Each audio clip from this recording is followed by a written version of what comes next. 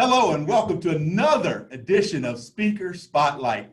I'm James Henderson, president of the Florida Speakers Association, and I am just delighted to be here today with Mr. Troy Hazard. I got so many questions for Troy because Troy he's an international man of intrigue. I'm just saying. So Troy, man, I just want to say welcome to the Speaker Spotlight. I'm just excited to have you today, man. No, thank you. Thanks for the invite. All right, so let's jump straight in. The first question, and this is what I didn't tell you I was going to ask you, but people hear the accent and they see the nice suit and really cool. Tell us about your background, where you're from originally. You should be in a movie somewhere, like an action film or something like that. Well, for many years as a young boy, everyone would say that my name was a porn star name. So I never got into that, which was probably a good thing. That was a fork in the road. But I am from Australia, born in Brisbane, which is in the state of Queensland, which is the northern part of the country, warm part of the country, and spent a lot of time in the media in my early days in my career as a radio announcer and hosting television shows, and then into management in media until I lost my job. And then all of a sudden I found myself with nothing to do. And sitting on the couch that night watching the news, I heard that the property market was going pretty well in Australia. And so I sold my apartment and went and bought an old house and renovated it, and then another one, did another one. And we ended up doing 13 properties in about 18 months and made about 10 times more than I was making as a radio executive. And I thought, this is pretty good. This is business. I might do this. This is a good idea, until it wasn't. Right.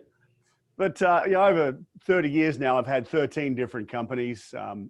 Most of them have done well, but we've had our good days and our bad days. And back in '89, when we had our first little bump in the road, was in Australia, it was the recession that we had to have, our Right. Prime Minister told us. So the market went bad, the housing market went bad. And so we took a fair loss on all of that over the course of about 12 months. And that was my first big lesson, that I need to learn business to be in business, not just think that it happens around you. And that was probably a real big shift for me, that I had to take things seriously and that I can't just turn up and think we're going to make money and everything will be fine. And I think that's probably helped us to get where we are today. Let me just get you to dig into that for just a little bit, Troy, because a lot of speakers, let me see if I quote you correctly. You said, I had to be good at doing business and not expect that it was just going to happen around me. Yeah. That's really a profound thought. And quite frankly, there are a lot of speakers who either haven't gotten that yet or haven't met someone who's helped them get that yet. Tell us a little bit about the transition to learning that lesson, Troy. I think that's important. Yeah, look, the first lesson is about money, I think, which seems obvious, but it's not. Because when you're used to being paid, that's your money. That's what you got. That's what you got to spend. That's how you're going to make it work. And at the end of the year, you file your taxes in the hope you get something back. When you're in business, it's not your money. It's the income for that business, and learning the difference between the two. And it sounds quite obvious now. I'm chairman of the board of a business that's got 1,100 employees. And as I say it to myself today, I go, how stupid were you?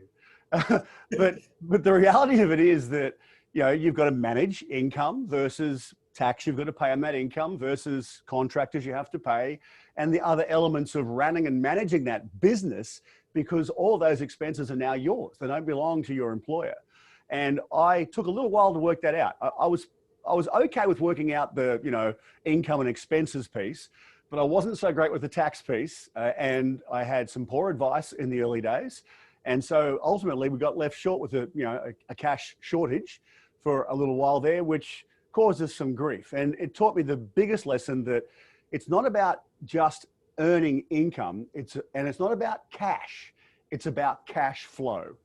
It's about money in, money out. And I think where so many small business owners and new business owners fail is they don't understand the difference between those three things: income, cash, and cash flow. They're three entirely different things. And that's the first trick, I think. Awesome. So let's dig into your business a little bit and how those things work.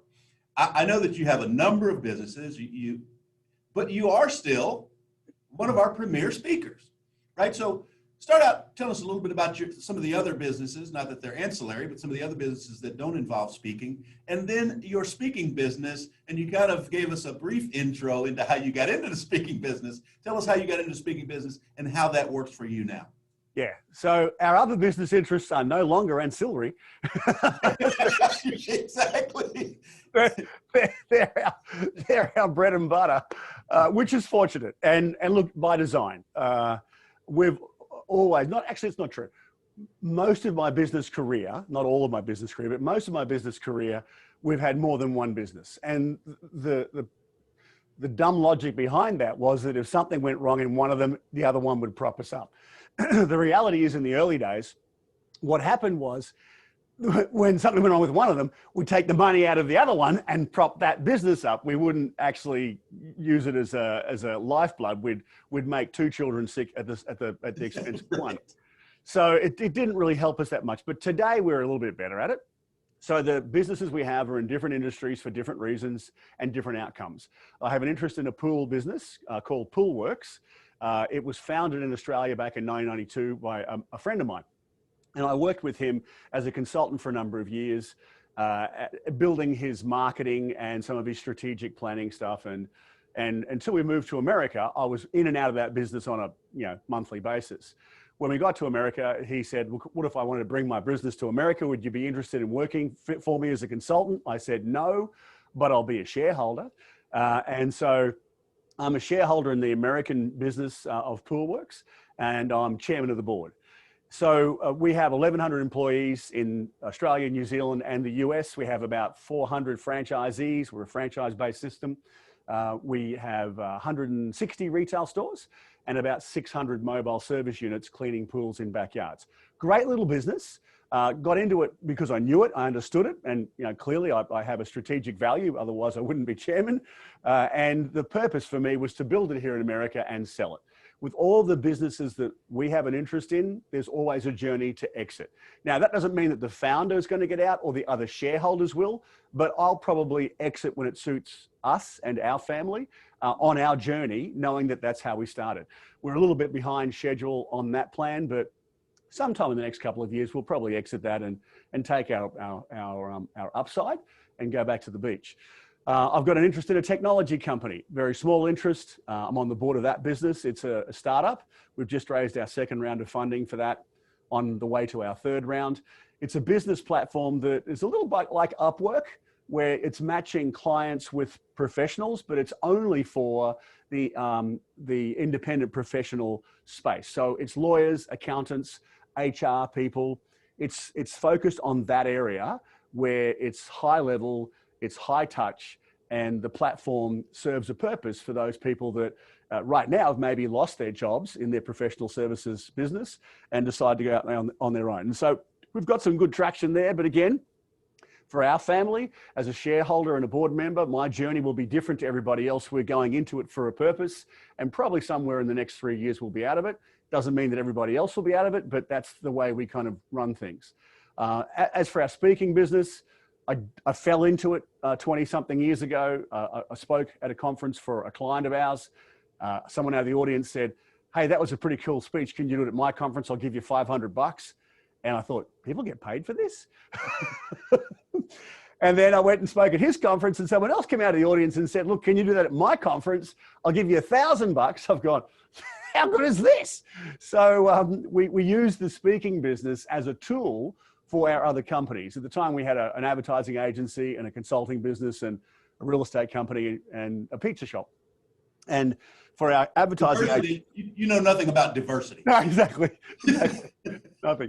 None of them made sense. But the main purpose of the speaking business back then was that it fed clients to our advertising agency and to our consulting business that was working in the franchise space. So I would speak for a low fee, but it ran on to some great consulting fees until in about 1996, the worm turned, and I went to my marketing manager at the time and I said to her, "I'm just so tired. Why am I tired?"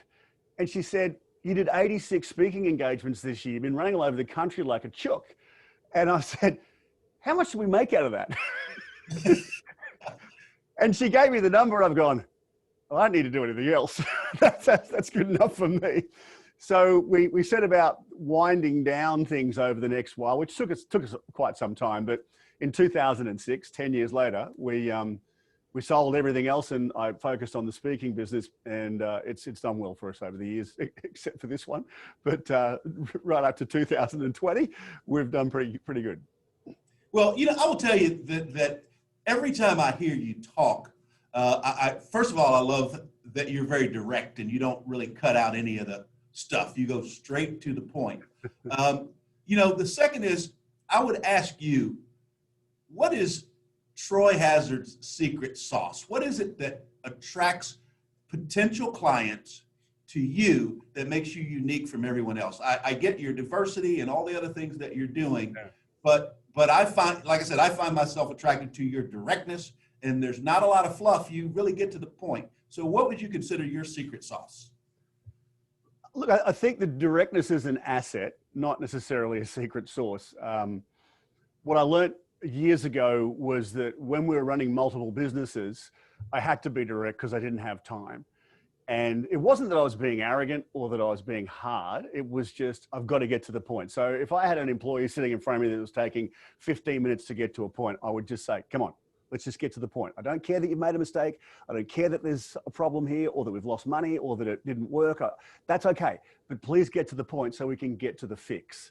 And I think that's been helpful over the years that we've been able to identify issues really quickly and fix them.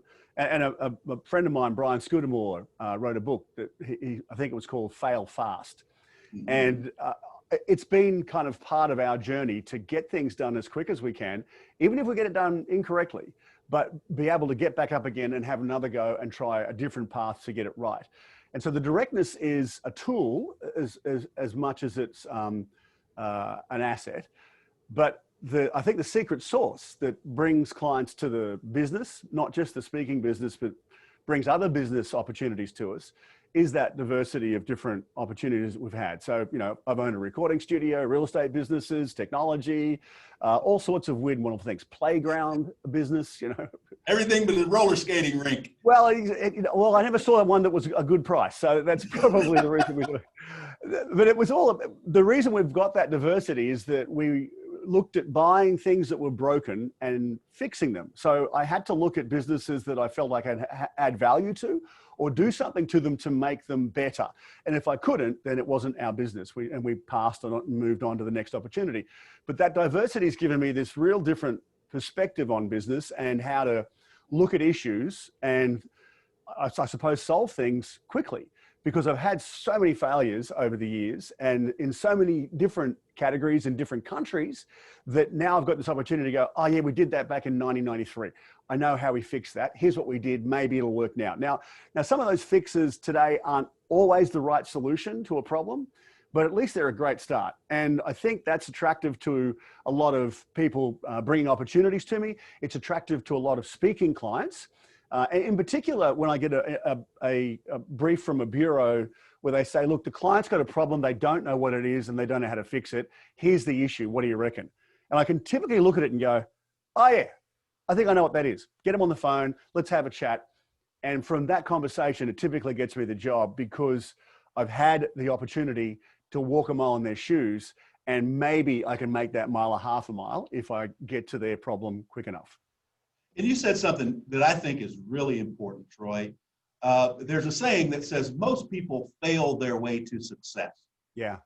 And so many entrepreneurs, period, but speakers specifically, fail a couple times and they can't handle the failure or take the lessons from the failure. So they never make it to their ultimate success because they can't handle failing their way to success. And I've heard you mention that more than on one occasion. So expound on that for me just a little bit, Troy, how important that is. It's a lot to do with mindset and finding a way within yourself to reset. And look, it never gets any easier. And in the full interest of disclosure and transparency, I had probably the worst day of COVID that I've had in the last 9 months on Monday. I woke up and I just thought, oh my gosh, we've got to do this again. And you know, it's another week of treading through mud. It's another week of finding a better way. It's another week of dealing with problems around the world. And I couldn't kickstart until probably 2 or 3 in the afternoon. I just couldn't get my act together. Now, I've been doing this for 30 years, 13 different companies in 3 different countries.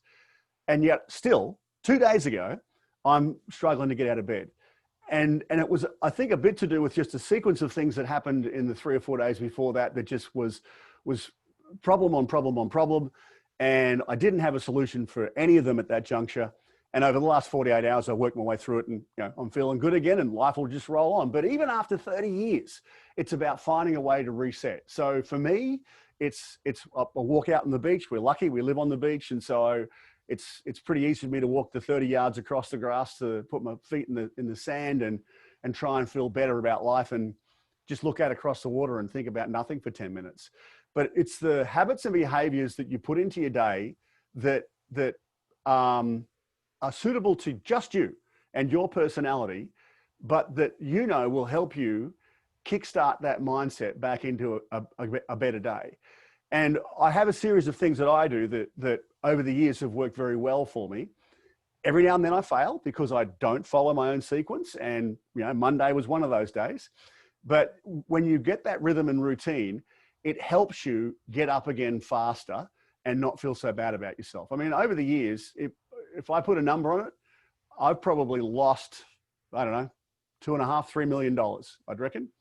I can tell you a hard and fast $2 million that we've lost in occasions that's how much money we lost. But there's probably another $1 million worth of mistakes that I can't pinpoint or haven't put a number on it that you know have been issues that I didn't even maybe recognize. And that's a chunk of change to anybody. You know, it's a chunk of change to me for sure.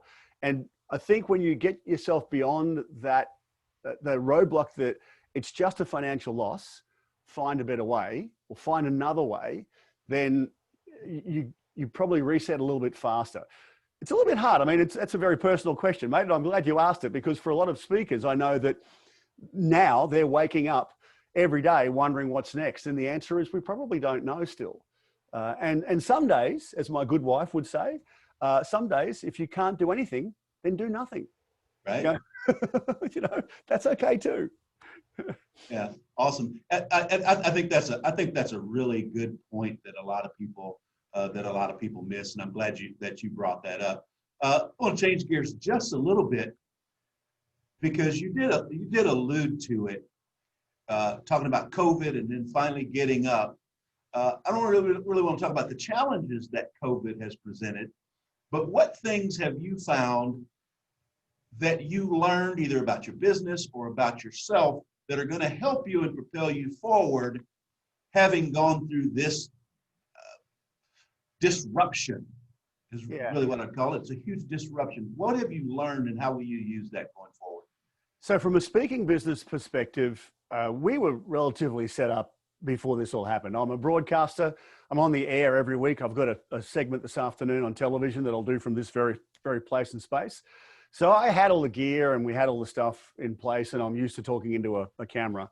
So that wasn't a big shift for me, nor was it presenting, because I've got a number of different sets here at the house, so I can put a flip chart up or I can do things like that and be a little bit creative with that. The fact that clients typically don't care so much, I mean, you know, the whole, I do virtual presentation things. Yeah, okay, fine. You know, I average 40 or 50 live engagements a year. This year I did 4 live engagements before COVID, and I've done about 6 or 7 virtual engagements. People are just not that interested in it in my space.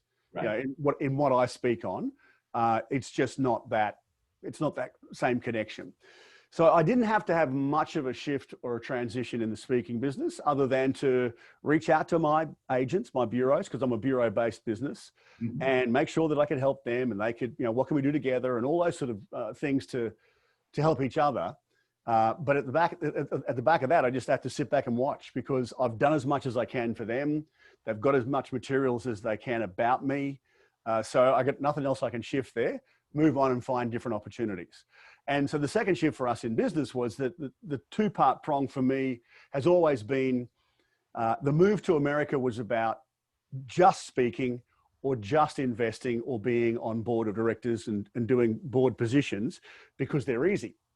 Well, actually, that's not true. They're not easy, but it's easier than having a day job. Yeah. And so what I've done over the last 6 months is look for more board positions or more investment opportunities that might suit us in different industries and categories that are resilient through events like this. The pool business, very resilient through events like this. We're running at 107% of plan in Australia, 98% of plan in the US. It's been an absolute gem through this whole time. We've had more inquiries for franchisees this year than we have in the last 3. So great resilient business, great asset, keeps me fed. Technology business will keep me fed because it's a technology business that's based on people not actually being in the same room. So it's perfect for this environment. So I think all it's done over the last 6 months for me is consolidate our journey that we had planned 12 years ago when we got here, where I keep focus on just speaking stuff and just board stuff. And so my big shift, I suppose, a long answer to your question, is that I've just simply gone out there and looked for more board positions that suit me in industries that I find interesting. Right.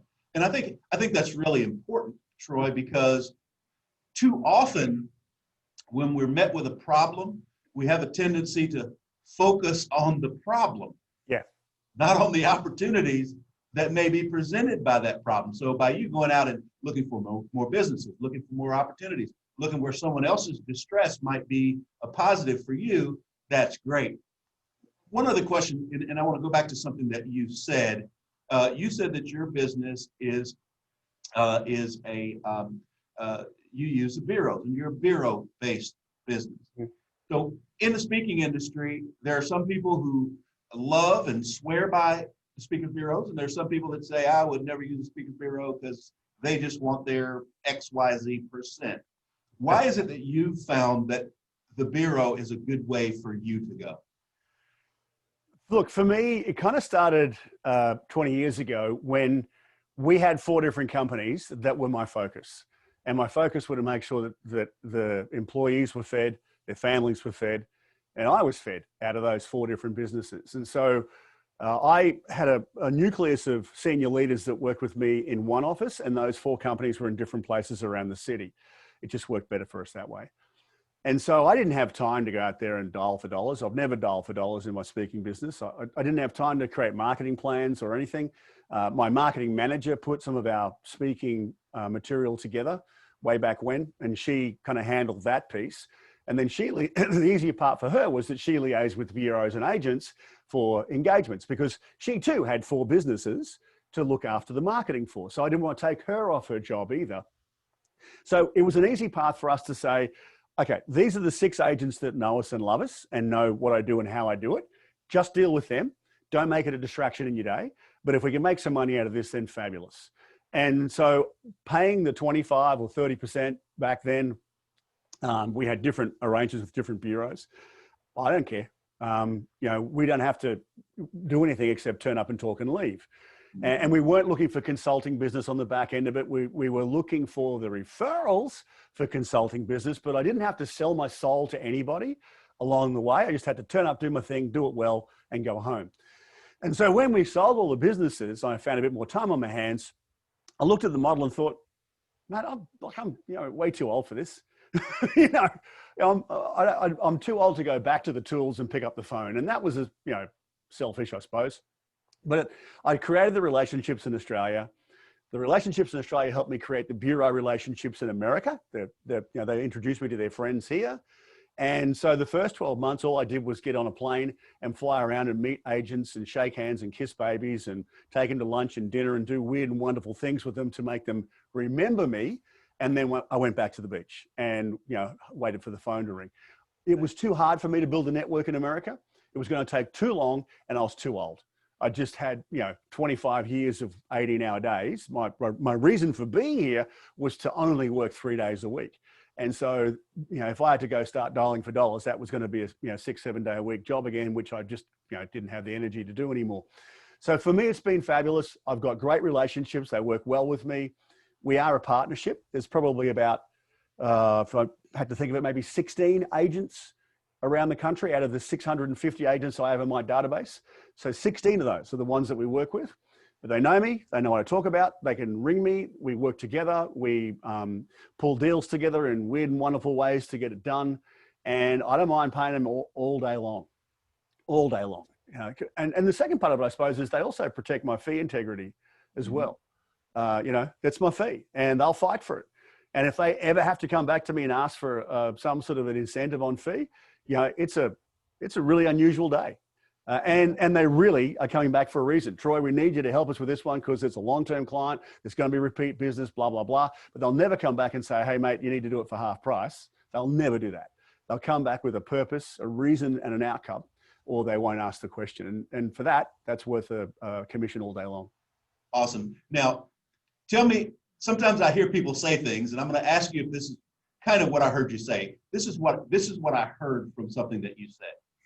I heard that you have become comfortable leveraging the skills of other people to do those things that you either don't have time to do or are not your skill to be able to boost your business, which I find that's something that a lot of entrepreneurs are uncomfortable doing. They want to have their hand on every single part of it. And the key to me hearing that was when you said, I show up, I do my bit, I collect my fee, and I go on to the next thing. Yeah. Did I hear you say something like that? No. What you heard me say was I'm comfortable being lazy. That's what you heard me say. But no, in seriousness, you're right. I do have and always have had really good people around me, and that's key. It's find the right people to support you. I'm not the smartest guy in the room. And if I am, I'm in the wrong room.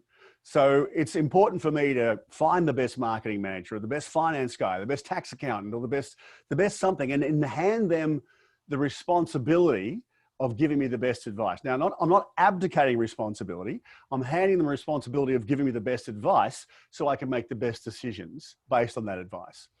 And so I do rely on bureaus and agents. I do rely on my accountant, my lawyer, my marketing contractors.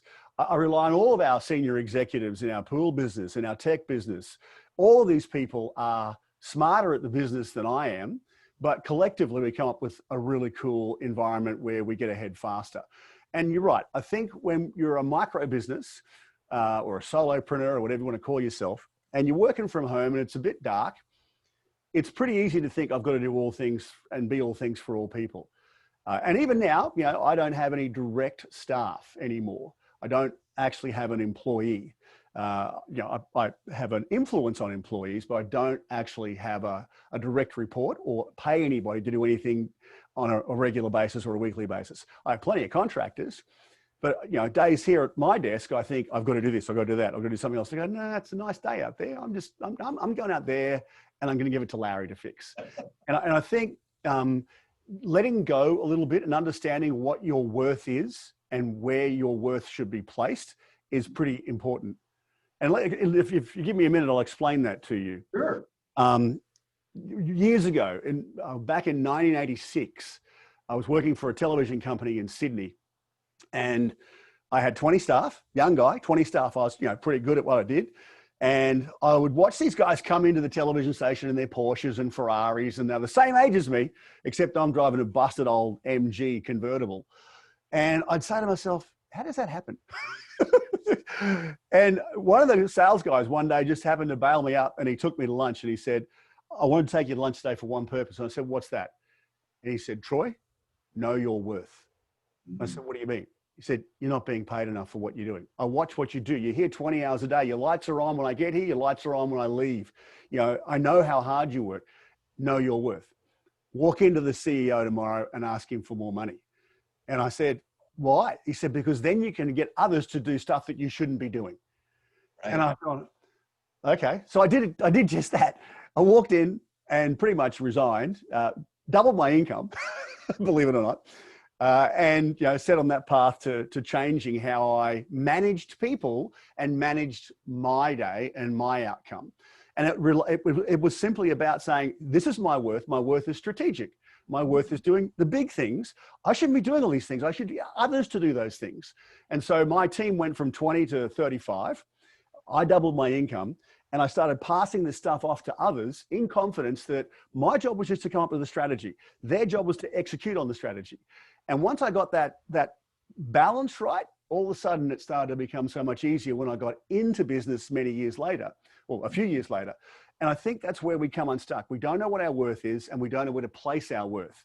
And if your worth is strategic, great. If your worth is to actually get up there and do the job every day, fabulous. If your worth is to do the administration in your business because you're better at it than anyone you know, or you don't trust anybody, that's great, but no, it comes at a price.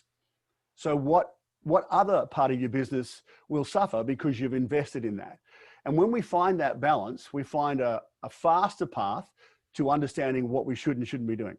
Now, I'm a 57-year-old man. I haven't owned a lawnmower since 1982. Well, why? Because I can pay him $30 to mow my lawn. I'm worth more than the hour it's going to take me to mow my lawn. So it's a balance. Know your worth and where to place it. I was just getting ready to get into the fun stuff. Just getting ready to get into the fun stuff. A lot of times, we get into the meetings and we talk about all the stuff that we do in our business, but we don't really kind of scratch the surface and talk about what we do in life, right? So the one thing that I do know about you is that you love the beach. At least 3 times since we've been talking, you've mentioned the beach. Yeah. And every time we're on a call, I say, where in the world is Troy Hazard? And you say, I'm close to the beach. Tell me about what you like to do for fun. Look, that's a family choice that, the kids have always enjoyed the sand and making sandcastles and stuff. And I've always had a water view or a desire for a water view. I couldn't afford a water view until probably 20 years ago. But it's just been one of those things that kind of is relaxing for us. It's a place of solitude for us. It's a place to reflect. We're really fortunate. We've got about a 200-yard stretch here that's a private beach. So it's like a big playground. And at this time of the year, lots of families are coming back to our little precinct here. So there's usually 10 or 12 kids out in the backyard making sandcastles and playing games and doing all sorts of things. And we can sit around under an umbrella and have a beer and watch them. And so that whole community family environment is really the reason that we enjoy it so much and the reason that we're drawn to it. I mean, it doesn't mean we're not going to have a tree change maybe and move to the country later on, but I think it's about that space and place and a bit of solitude that draws us to this. And for me, it's really a good spot for me to clear my head. And it's not uncommon for me literally to walk out the back for 10 minutes, 3-4 times a day, just to think of something or try and get something square or prepare for something, just to get some fresh air and reset and go again. So that's probably the reason that it's most important to us. And I think it's a great place to create good family memories too. Yeah. So having said that, who are the people that make you as good as you are? Tell us a little bit about them. Yeah. So my wife is the chairman of our board. Okay. She's way smarter than I am. And she's got a really great way of getting me back into line when I'm off on a tangent, chasing a rainbow or looking for something that we probably shouldn't be looking at or doing something I shouldn't be focused on. She'll just ask a few simple questions of me, and that usually brings me back into a better place in space. So she's the chairman. And our 2 little girls, we've got a 9-year-old and a 7-year-old, Bailey and Charlie. And they too are a good leveler for me. They laugh at me when I'm getting ready to go on television. They joke about the fact that I don't really have a job. I just talk to people. They are surprised when I say Dad's got to work all day today. So that also helps put a bit of a balance in place for us in the family. So these guys kind of keep it together. And then around them, I've got some really good mentors and friends that also help me keep myself in shape. Awesome. And it's really important for an entrepreneur or a speaker or anyone who's in business to keep that balance, because right, absolutely. Yeah, you've got to have people you can draw on and trying to help each other out and find a direction through what we've all been dealing with in the last 6 months. And these people always give you a perspective that not necessarily is the same as yours, but it helps broaden your own perspective. And I got a handful of those guys I lean on quite regularly. Now, I don't know the answer, but I'm going to take a stab here. Were you a footballer or a rugby guy?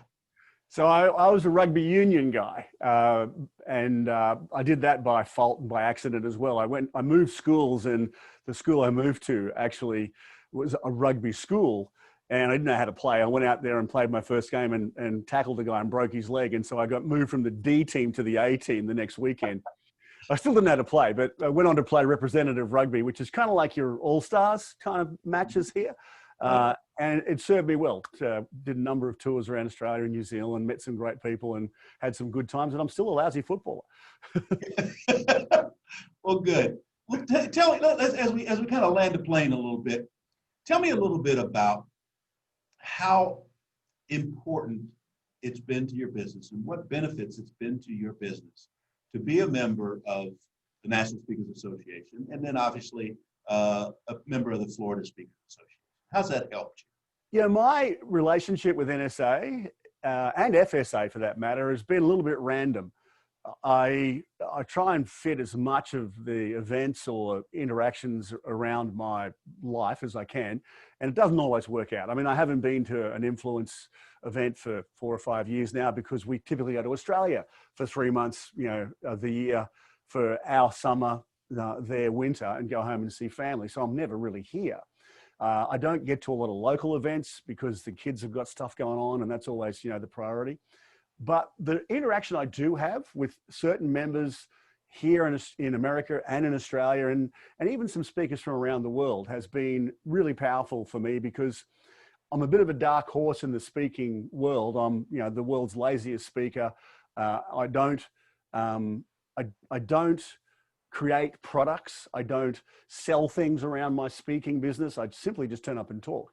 So to listen to some of these other guys who have built a solid business around that position is really interesting to me. And from time to time, it inspires me to change our model or to do something differently or to work different ways of programs together, or, improve my stagecraft or something that might just help me out. But I've found about probably a dozen people that I lean on regularly within the organization. And those people have been instrumental over the last 10 years to get me where we've got here in the US. Remembering we got here in 2008, no one had a clue who I was. Right. We were nobodies. And so I needed that interaction to find out how to navigate our way through everything here. So that member-to-member interaction has probably been the most important thing for me.